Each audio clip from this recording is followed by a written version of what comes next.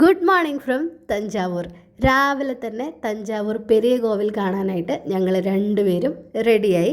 മഴയൊക്കെ ഇന്നലെ രാത്രിയോടുകൂടി അവസാനിച്ചിട്ടുണ്ടായിരുന്നു. ഇന്ന് രാവിലെ ആയപ്പോഴത്തേക്കും നല്ലൊരു ക്ലൈമറ്റായിരുന്നു, നല്ല തണുപ്പുമായിരുന്നു. അമ്പലം ഒരു 6 മണിയാകുമ്പം ഓപ്പൺ ചെയ്യും. തഞ്ചാവൂർ പെരിയ കോവിൽ കാണാനായിട്ട് നിങ്ങൾ വരുന്നുണ്ടെങ്കിൽ നിങ്ങൾ മിസ് ചെയ്യാൻ പാടില്ലാത്ത 2 കാര്യങ്ങൾ, ഒന്ന് നൈറ്റ് വ്യൂ, അതേപോലെ ഏർലി മോർണിംഗ് വ്യൂ. രണ്ടും ബ്യൂട്ടിഫുള്ളാണ്, കാണേണ്ട ഒരു കാഴ്ച തന്നെയാണ് കേട്ടോ. അപ്പോൾ അത് മിസ് ചെയ്യാതിരിക്കാൻ വേണ്ടി ഞങ്ങൾ രാവിലെ തന്നെ അവിടെ എത്തിയിട്ടുണ്ടായിരുന്നു. പൂർണ്ണമായും കരിങ്കല്ലിൽ നിർമ്മിച്ച ഒരേ ഒരു ക്ഷേത്രമാണ് തഞ്ചാവൂർ പെരിയ കോവിൽ അല്ലെങ്കിൽ ബൃഹദീശ്വര ടെമ്പിൾ.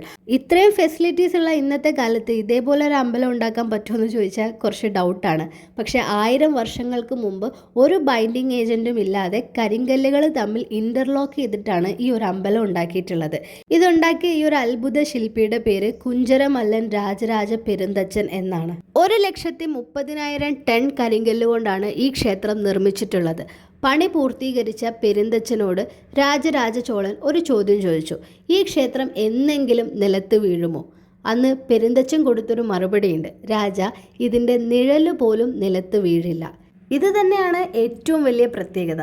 ഈ ഒരു ക്ഷേത്രത്തിൻ്റെ നിഴല് നമ്മളെങ്ങനെ നോക്കിയാലും കാണാനായിട്ട് സാധിക്കില്ല.